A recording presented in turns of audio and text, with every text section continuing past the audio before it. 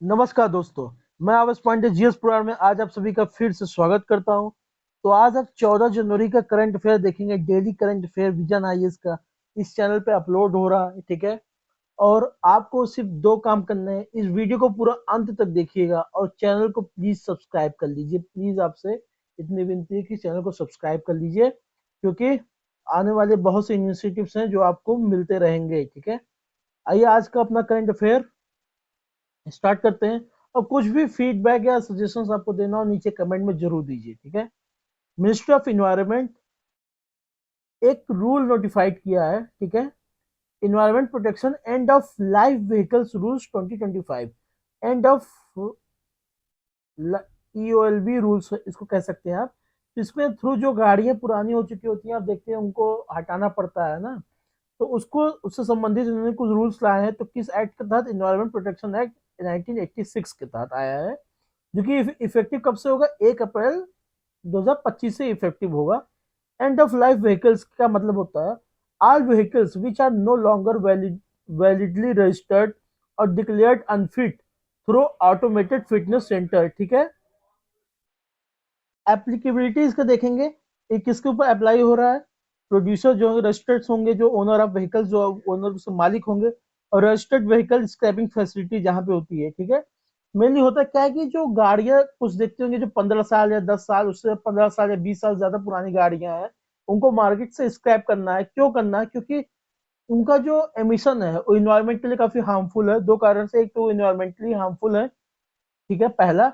और दूसरा क्या है कि उसके सेफ्टी फीचर्स उतने नहीं है, क्योंकि अगर एक्सीडेंट होता है तो आपके लोगों के जान का खतरा उसमें ज्यादा रहता है, ठीक है। तो आपके पर्सनल क्या कहते हैं सेफ्टी के लिए और इन्वायरमेंटल सेफ्टी दोनों को यहाँ पे ध्यान दिया जा रहा है।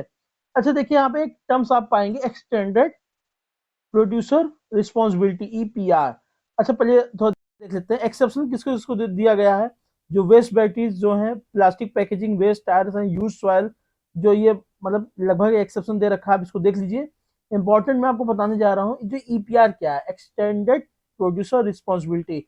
देखिए, एक होता है प्रोड्यूसर जो प्रोड्यूस कर रहा है, एक होता है सप्लायर जो उसको सप्लाई कर रहा है, एक होता है डिस्ट्रीब्यूटर जो डिस्ट्रीब्यूट कर रहा है रिटेल के ऊपर, और आप जो यूजर हो, ठीक है।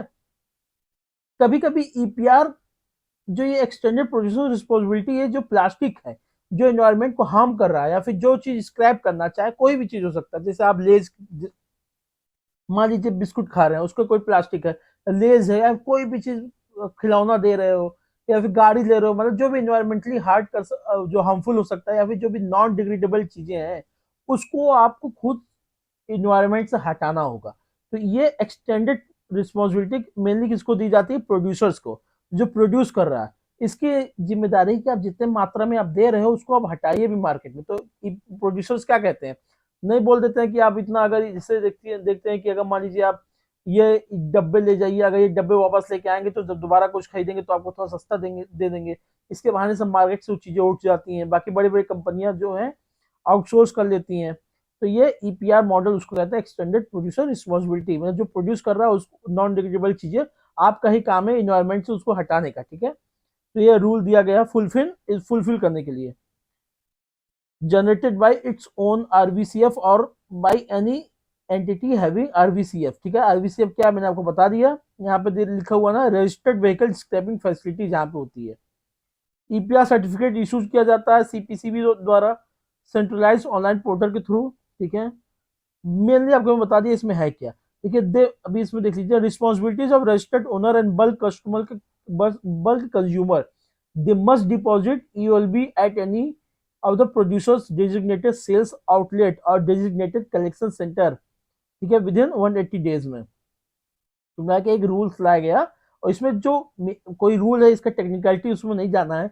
इसमें कुछ टर्म्स मैंने आपको समझा दिया, ईपीआर क्या होता है, ठीक है, और कौन से एक्ट के तहत आया था, ये कब लागू होगा, तो आप इसको यूज कर सकते हो अपने राइटिंग में, ठीक है। प्रीलिम्स के पॉइंट ऑफ व्यू से बहुत ज्यादा इसमें कुछ खास नहीं था, बस ईपीआर था, आप उसको समझ गए। आइए देखते हैं, India's renewable energy growth surpassing 209 gigawatt in 2024। Renewable energy, ठीक है, जो आपका नवीकरण ऊर्जा इसको हिंदी में कहा जाता है। मेनली वो चीज जो आप नॉन फॉसिल फ्यूल से, जो नॉन फॉसिल्स जो होते हैं, नॉन फॉसिल्स क्या है, जैसे कोयला हुआ, तेल हुआ, ठीक है, क्रूड ऑयल, ये सब हुआ, इससे हट के थर्मल एनर्जी, इससे सबसे हट के जो आप जनरेट करते हो उसको रिन्यूएबल एनर्जी सोर्स कहते हैं। भारत में इस समय रिन्यूएबल एनर्जी, अच्छा रिन्यूएबल एनर्जी के प्रकार होते हैं, जैसे सोलर हुआ, विंड हुआ, न्यूक्लियर हुआ। न्यूक्लियर में तो विवाद भी है, कुछ लोग कहते हैं न्यूक्लियर रिन्यूएबल में आता है, लेकिन कुछ लोग कहते हैं नहीं आता, लेकिन भारत उसको मान के चलता है रिन्यूएबल एनर्जी में आता है। ठीक है, तो क्या हुआ, सोलर हुआ, विंड हुआ, हाइड्रो हुआ, ठीक है, ये सब रिन्यूएबल एनर्जी में आते हैं। इन सब का क्यूमुलेटिव जो हम लोग का निकलता है, क्या कहते हैं, इलेक्ट्रिसिटी जनरेशन या एनर्जी जनरेशन हम लोग का होता है, वो 209 गीगावाट से अधिक हो गया है। ठीक है, 209 गीगावाट तक हमने जनरेट किया 2024 में, हमारी कैपेसिटी है दो दो मतलब 2024 में हमने इतना लगभग किया। देख लीजिए, इसका ग्रोथ 16% रहा, फ्रॉम 181 गीगावाट, मतलब 2023 में। देख लीजिए 2023 में हम सिर्फ 181 गीगावाट ही प्रोड्यूस कर पाए थे, और 2024 में हमने 209 गीगावाट का प्रोडक्शन किया। और भारत का टारगेट क्या है 2030 तक, 500 गीगावाट का। जी हाँ, 500 गीगावाट का है भारत का टारगेट है। आइए देख लेते हैं, सोलर का देख लीजिए कितना है इस समय, 98 गीगावाट 2024 में, 73 गीगावाट 2023 में था। सोलर एनर्जी का हमारी कैपेसिटी कितनी पहुंच गई, 98 गीगावाट पहुंच चुकी है। विंड एनर्जी का लगभग 48 गीगावाट है, जो कि 7.64% का ग्रोथ इसने देखा। Bio energy installed capacity rose from 11 gigawatt in 2023 से लगभग, ज्यादा नहीं, एक बहुत ही लिटिल अमाउंट में क्या कहते हैं इंक्रीज हुआ है। सिग्निफिकेंस क्या, रिन्यूएबल एनर्जी का क्या सिग्निफिकेंस है, क्लाइमेट चेंज मिटिगेशन में आपको मदद मिलेगा। ठीक है, एनर्जी सिक्योरिटी में आपको मदद मिलेगा। कोल जैसे देखिए डिक्रीज एनर्जी सिक्योरिटी कैसे, अगर आप कोयला से बना रहे हो तो कोयला पे आप डिपेंडेंट से बाहर से मंगाने के लिए, तो अपनी सिक्योरिटी आपकी है नहीं। लेकिन जैसे देखिए decrease dependence on coal imports from countries like Australia and Indonesia, अगर सप्लाई चेंज में आने वाले समय में डिस्क्रिप्शन हो गया तो आप बिजली कहाँ पैदा करोगे। हाँ, ये एनर्जी सिक्योरिटी मिलेगी कि भाई भारत में सूर्य, देखिए हम लोग इक्वेटर के पास है, सूरज की रोशनी हम लोग को अच्छे से मिल रही है, तो भाई सोलर से बिजली पैदा करो।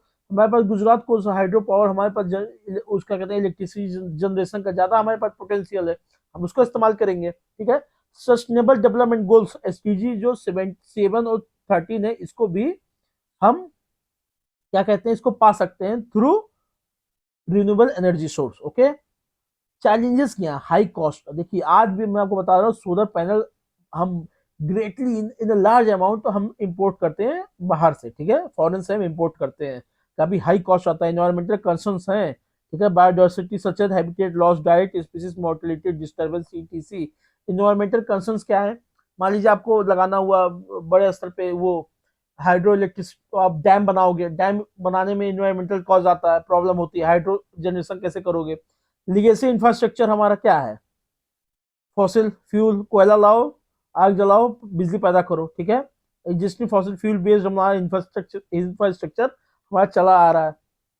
ग्रिड स्टेबिलिटी, ठीक है, अब देखिए हमारा variability, solar and wind energy challenges है। सोलर एनर्जी को प्रोडक्शन अलग तरीके से, एनर्जी का अलग प्रोडक्शन का, इसके ग्रिड स्टोरेज स्टेबिलिटी बहुत ही प्रॉब्लम, बहुत वेरिएबल है ना, दोनों अलग अलग है, एक तरीके से नहीं है। अब कोयला से धड़ाधड़ हम लोग एनर्जी, लेकिन अभी आपको पता है लेटेस्ट में हमारा जो एनर्जी है, renewable energy out of total electricity generation का 46% के अराउंड है। जी हाँ, आप देख सकते हो, एकदम एकदम पक्का डेटा मैं आपको दे रहा हूँ, अराउंड 46% के आसपास है। इनिशिएटिव भारत ने क्या लिया है कि एफडीआई को अलाउ कर दिया है रिन्यूएबल एनर्जी सेक्टर में 100% तक का। पीएम सूर्य घर मुफ्त बिजली योजना, ठीक है, यहाँ इसके अंदर 300 गीगावाट तक फ्री बिजली देने का टारगेट है गांव वालों को। मतलब एकदम सोलर रूफटॉप लगाएंगे, सोलर लगाएंगे और कोशिश करेंगे कि मैक्सिमम सोलर बेचें, जो बचे वो वहां के अपने लोग यूज करें। सूर्य घर मुफ्त बिजली योजना, ग्रीन एनर्जी कॉरिडोर की बात हो रही है, सोलर पार्क स्कीम में जो मैंने आपको बताया, और नेशनल ग्रीन हाइड्रोजन मिशन 2023 जो जिसका टारगेट क्या है, 5 million metric tonne annual green hydrogen production करना 2023 तक। ठीक है, 5 मिलियन मेट्रिक टन, देखा ये लिखा हुआ ना, 5 मिलियन मेट्रिक टन का एनुअल ग्रीन हाइड्रोजन प्रोडक्शन करना है भाई 2030 तक, मतलब कैपेसिटी हमारी उतनी हो जानी चाहिए। आइए नेक्स्ट देखते हैं हमारा क्या है। NITI Aayog seeks balance between government and corporate debt market. Government debt और कॉर्पोरेट डेट मार्केट क्या है, देख लीजिए, एक होता है प्राइमरी मार्केट, होता है सेकेंडरी मार्केट। ठीक है, primary and secondary. Primary market जब आप मान लीजिए सरकार ने यूज की, क्या कहते हैं, कोई सिक्योरिटी इशू किया, ठीक है, आइए सिक्योरिटी होता है क्या, मैं आपको बता दूं। मान लीजिए बहुत आप लोग जानते होंगे, जो नहीं जानता उनके लिए है, अगर आप वीडियो अंत तक देख रहे हैं तो आपके लिए बहुत ही अच्छा मौका है, इसको जान लीजिए।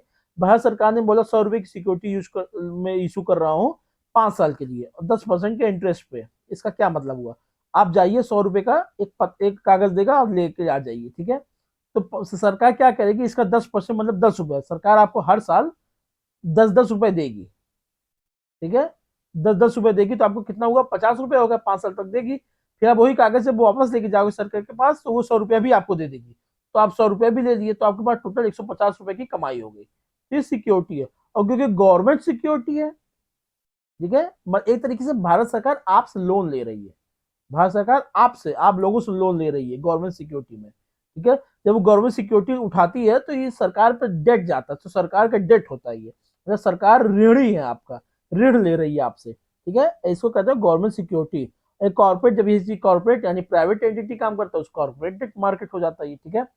नीति Aayog recently highlighted that government debt market is well developed in comparison to corporate debt market, मतलब गवर्नमेंट का जो डेट मार्केट है वो काफी बेहतर है कॉर्पोरेट डेट मार्केट से। क्यों, ठीक है। डेट मार्केट क्या है, is a part of security market where debt securities also known as fixed income security भी कहा जाता है, आर इशूड एंड ट्रेडेड, ठीक है।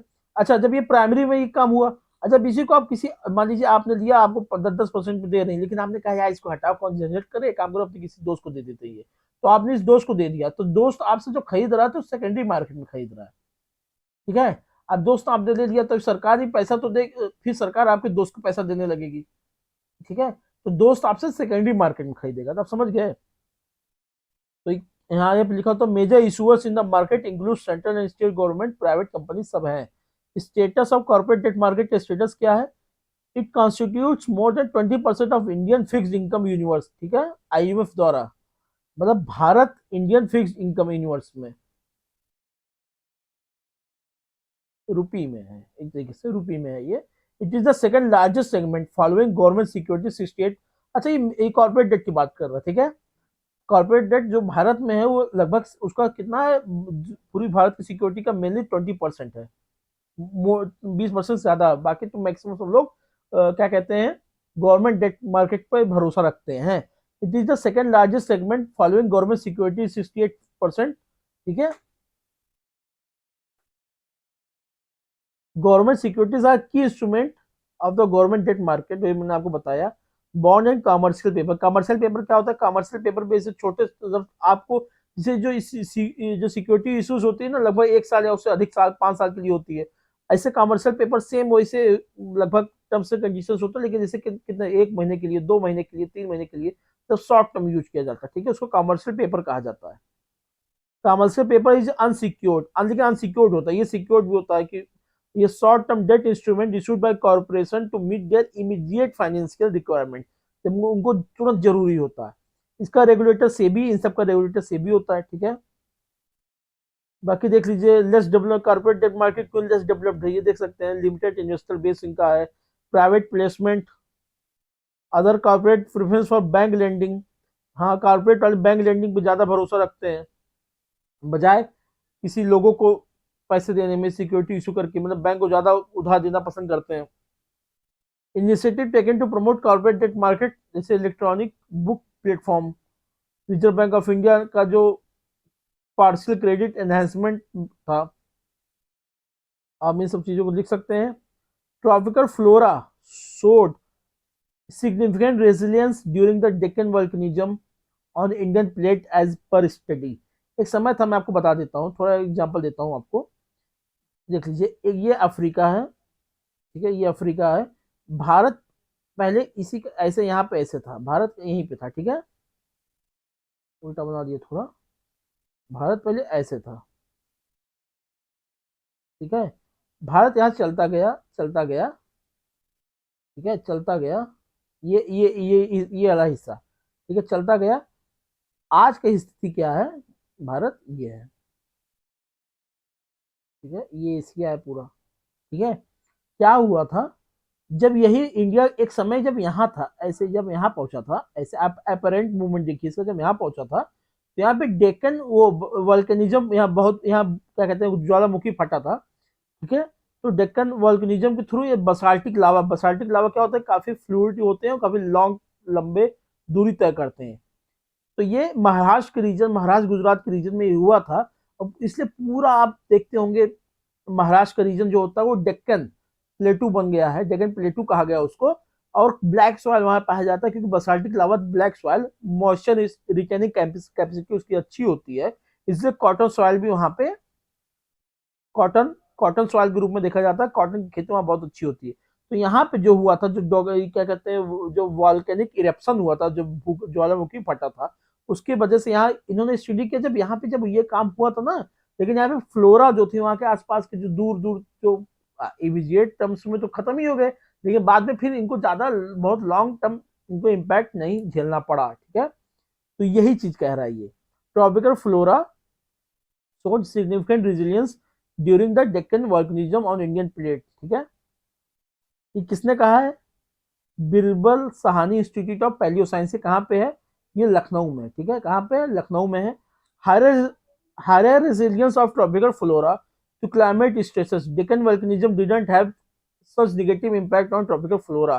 However, toxic greenhouse gases into the environment due to volcanism affected Cretaceous, ये जो हुआ था ये क्रेटेशियस पीरियड में हुआ था, ठीक है।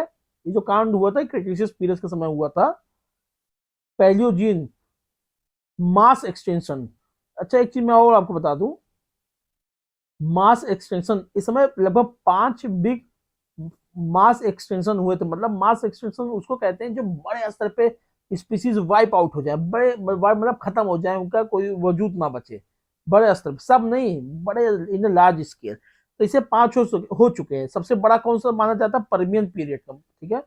परमियन पीरियड का सबसे खतरनाक माना जाता है इस समय जो चल रहा है, वो 6 मास एक्सटेंशन कहा जाता है, 6 वाला। इस समय छठा चल रहा है, ठीक है। छठा का मतलब क्या है? जो आप देख रहे हो जो वार्मिंग, जो ग्लोबल वार्मिंग हो रहा है, धीरे धीरे कई स्पीसीज पेड़ पौधे खत्म हो रहे हैं, कई देश समुद्र के जल के तल के नीचे जा रहे हैं, डूब रहे हैं। तो ये छठवां मास एक्सटेंशन देखने को मिल रहा है इस समय, ठीक है।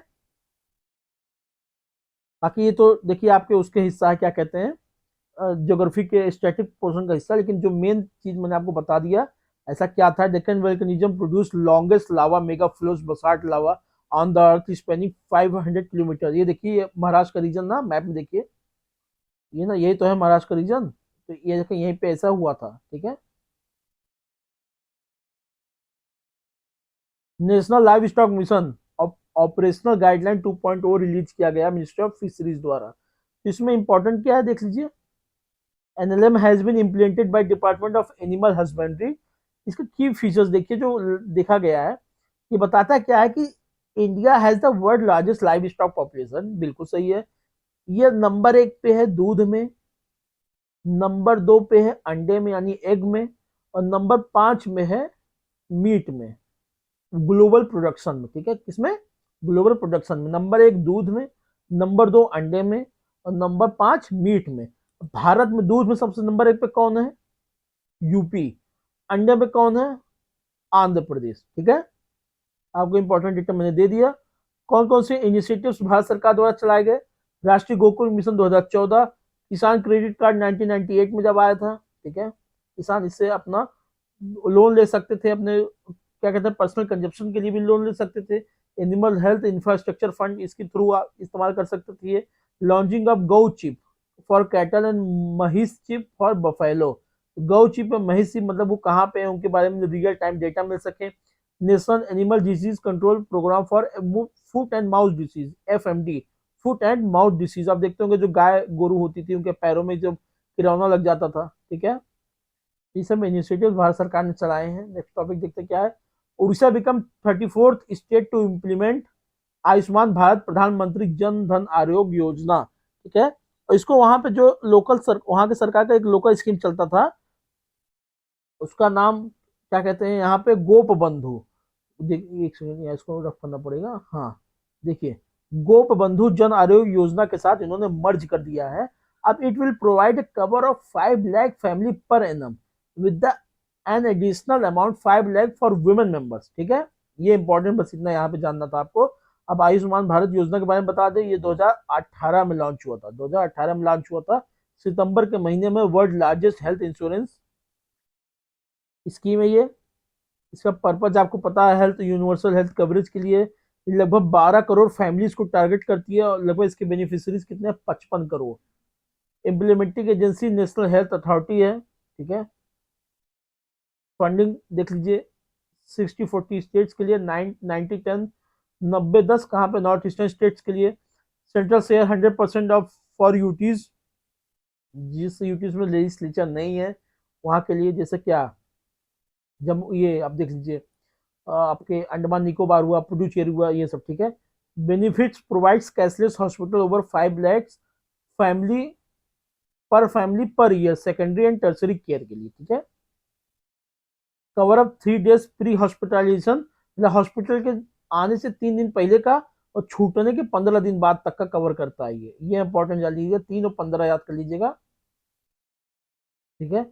In 2024 union cabinet approved and expansion of it to all senior citizen, जितने भी सीनियर सिटीजन है, चाहे जिस क्लास के भी हो, चाहे सरकारी हो, चाहे जिस क्लास में 70 या अबव है, उनको भी ये चीज सुविधा मिलेगी। स्टेटस ऑफ प्रधानमंत्री जन आरोग्य योजना देखते हैं। Fully digitised and covers approximately 45% of India population. मैंने आपको बता दिया, ये सब इंपॉर्टेंट डेटा देख लीजिए। Since its inception 8.9 crore hospital admission have been recorded, ठीक है। Increase access to health care for cancer patient by 33%। मतलब कि आप देख लीजिए, कैंसर पेशेंट भी इसका अच्छे से इस्तेमाल कर ले रहे हैं। लगभग इनका एडमिशन 33% से ज्यादा हॉस्पिटल में हुआ, ठीक है, जितना होता था उससे मोर देन 33%, बिकॉज ऑफ प्रधानमंत्री जन आरोग्य योजना। न्यूज में देखते हैं, आल्सो न्यूज में क्या है, एक टेलीकॉम टेक्नोलॉजी डेवलपमेंट फंड बनाया गया सी डॉट द्वारा, जो आईआईटी मंडी ने मिलकर बनाया है। Spectrum sensor for dynamic spectrum access, ठीक है, सेमीकंडक्टर चिप डेवलपमेंट के लिए। इसमें क्या देख लीजिए, जो launch 2022 TTDF scheme, technical telecom technology development fund, telecom technology development fund जो है यूसुफ द्वारा बनाया गया था। यूसुफ एक बॉडी है डिपार्टमेंट ऑफ टेलीकम्युनिकेशन के जरिए, ठीक है। यूनिवर्सल सर्विस ऑब्लिगेशन फंड, इसमें जो चैरिटी के थ्रू पैसा मिलता है तो उसका इस्तेमाल किया जाता है। इसका नाम बदल के डिजिटल भारत निधि कर दिया गया था। क्या कर दिया गया था, डिजिटल भारत निधि, ठीक है, डिजिटल भारत निधि कर दिया गया था। बस ये इसमें इंपॉर्टेंट है। रिंग ऑफ फायर, ये देख लीजिए, रिंग ऑफ फायर में आपको मैप में देख रहे हैं, ये देखिए क्या है, ये साउथ अमेरिका, ठीक है, ये साउथ अमेरिका है, ये नॉर्थ अमेरिका है, ये एशिया है, ये ऑस्ट्रेलिया है। तो अब इसके किनारे किनारे ये देख रहे हैं, ये रिंग ऑफ फायर है, ये वॉल्केनिक यहाँ मूवमेंट ज्यादा देखने को मिलता है, ठीक है, इसी इसी को रिंग ऑफ फायर कहते हैं। Ring of fire, a strong earthquake with a preliminary magnitude of 6.9 has hit the southwestern of Japan. Circum Pacific belt भी इसको कहा जाता है। हॉर्स शू शेप, देखिए ये नहीं, ऐसा नहीं है, ऐसे तो है ना, हॉर्स शू शेप ऐसे तो होता है। Horse shoe shaped string of volcanoes and earthquake sites which runs along Pacific ocean, ठीक है। बहुत, अगर आपको एक लाइन में लिखना हो तो ये लिख सकते हैं, horse shoe shaped string of volcanoes and earthquake sites which runs along Pacific Ocean. It is the result of plate tectonics at as it traces meeting points of the numerous tectonic plate, ठीक है। Pacific हुआ, मतलब mainly जो plates होते हैं ऐसे हैं, तो प्लेट्स जहाँ टकराते हैं वहां पे ये मेनली काम अपना करता है, ठीक है, मतलब भूकंप आते हैं वहां पे। जेट मोहरा, जेट मोहरा टनल, आप देखे होंगे उमर अब्दुल्ला साहब अभी बहुत तारीफ कर रहे थे प्राइम मिनिस्टर मोदी की। तो एक तरीके से देखिए, अब इस टनल के बाद मैं आपको एक बात बता दे रहा हूँ, भारत में जम्मू कश्मीर और लद्दाख कोई ऐसा रीजन नहीं है जो भारत 24 घंटा और पूरे साल कनेक्ट नहीं है। अब लगभग बर्फ भी पड़ी होगी तो हमारे पास कई इलाके हैं, कई तरीके से हैं जो हम हमेशा कनेक्टेड रहेंगे। हमको सिर्फ बर्फ की जरूरत नहीं कि बर्फ हटे तभी कनेक्ट हो सके, ठीक है। तो हमारी कनेक्टिविटी लगभग हर वक्त की हो चुकी है। इसके बाद तो पीएम मोदी ने इनॉग्रेट किया था Z Morh tunnel in Ganderbal Sonamarg area in Jammu and Kashmir. ये लेह और श्रीनगर को और बेहतर इसकी कनेक्टिविटी करेगा, ठीक है। ये लगभग 12 किलोमीटर लंबा है। That includes 6.4 kilometre main tunnel and egress tunnel approaches road, ठीक है, जो रोड्स तक जाता है। तो मेन कितना है, 6.4 किलोमीटर का मेन टनल इसका है। ऑल वेदर कनेक्टिविटी के लिए Srinagar and Sonamarg en route to Leh, ensure safe and uninterrupted access to Ladakh region, promote tourism by transforming Sonmarg, boosting winter tourism adventure sports. ये तो अच्छी अच्छी बातें लिखी हुई हैं. Kerch Strait, Russia forms an emergency task force for Kerch Straits oil spill. एक oil spill हुआ था, कर्च स्ट्रेट है क्या, मैं आपको बता दे रहा हूँ. मान लीजिए ये देखिए, ये टर्की है, ठीक है, ये टर्की है, ये ब्लैक सी है, ये टर्की है ना, ये ऐसे बस छोटे में निकला है, ठीक है, छोटे में निकल ऐसे छोटे में आया है. एक बार इसको फिर से सब बढ़िया से बना दे. बहुत रफ डायग्राम है, ठीक है, ये रफ डायग्राम है. तो ये देखिए, ये टर्की है, ठीक है, ये कौन है, टर्की है. देखिए ये एक, ये है ब्लैक सी, ये है मेडिटेरेनियन सी, ये है सी ऑफ अजॉव, ये जो लिखा हुआ ना, ये चीज है सी ऑफ अजॉव है, ठीक है. ये वाला जो स्टेट ऑफ कर्च है, दो स्टेट है ना, स्टेट ऑफ कर्च है, इसका नाम क्या है, गूगल करके बताइए. ये दूसरा स्टेट है, ठीक है, स्टेट ऑफ कर्च ही है. यहीं पे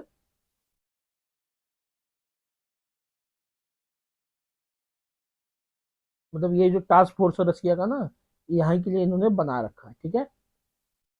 पिंक फायर रिटार्डेंट देखते क्या है. Recently Los Angeles authorities used pink fire retardant to combat wild fires. आपको लॉस एंजलिस में आप देखे होंगे कि बहुत अभी कुछ एक दो दिन पहले मैंने आपको पढ़ाया भी था, वहां पे सूखा, ठंडी की वजह से इतना ज्यादा सूखा हो रहा है, तो जो फॉरेस्ट फायर होती है वहां पे हुआ. तो एक क्या कहते हैं रिटार्डेंट, जो फॉस्ट चेक किस कलर का होता है, इंपॉर्टेंट पिंक, इसका इस्तेमाल वहां पे हुआ था. और पिंक कलर क्यों, क्योंकि जो फायर फाइटर से पिंक कलर आग के बीच में अच्छा आसानी से दिख जाता है, ठीक है. It is a pink because it is most visible by fire fighters against the landscape. बस इसमें ही इम्पोर्टेंट है इसमें. कुंभ मेला आपको स्टार्ट हो चुका है, भारत जाइए, आप कुंभ प्रयाग में नहा के आइए. तीर्थों का राजा प्रयागराज है, ठीक है. ये पूर्ण कुंभ, ये पूर्ण कुंभ में कहलाता है. 2025 का ये महाकुंभ है, जो कि 144 साल बाद आता है. ये 12 जब 12 बार जब ये 12 बार जब पूर्ण कुंभ मनाया जाता है, तब ये महाकुंभ आता है, ठीक है. बहुत इंपॉर्टेंट है. देख लीजिए, celebrate 4 times over a course of 12 years. Haridwar, Ujjain, Nashik and Prayagraj, इन 4 जगहों पे ये मनाया जाता है, ठीक है. अदर की फैक्ट्स देखते हैं. It has been listed as an intangible cultural heritage under UNESCO. 2017 Chinese traveller Hiuen Tsang visited India 7th century during the reign of king Harshavardhan, ठीक है. उन्होंने कुंभ मेला का मेंशन भी किया था. जो संत शुक्राचार्य हैं gave Kumbh Mela its final shape in 9th century, ठीक है. प्लेसेस इन न्यूज देखते हैं. Places in news. Angola capital Luanda, इसकी राजधानी कौन सी है, लुआंडा है. और 18 पीपल मर गए थे, क्या कहते हैं, कोलेरा होने के बाद, ठीक है. लोकेटेड कहाँ है, साउथ वेस्टर्न अफ्रीका में है. नेबरिंग कंट्रीज देख लीजिए, कांगो है, डीआरसी है, जाम्बिया, नामीबिया. हम कौन सी मेजर नदियां बहती है, कुआंगो, कुआंगो बहती है, कुआंजा बहती है. और हाईएस्ट पीक कौन सी है, माउंट मोको, ठीक है. एक पॉइंट यहाँ छूट रहा था, इसको बता दूं मैं. Atomic energy commission, the union government has reconstituted atomic energy commission. इसके बारे में सिर्फ इतना दे रखा है कि 1948 में ये इस्टेब्लिश हुआ था under department of science and research. Later इसको atomic energy, department of atomic energy में इसको डाल दिया गया था, जो कि डायरेक्ट प्राइम मिनिस्टर के अंडर में आता है, ठीक है. एक यहाँ पे था anti tank guided missile ATGM Nag MK2. DRDO ने इसको सक्सेसफुली क्या कहते हैं, ट्रायल टेस्ट किया है. Anti tank guided missile Nag MK2 we are successfully conducted recently Pokhran field range in Rajasthan.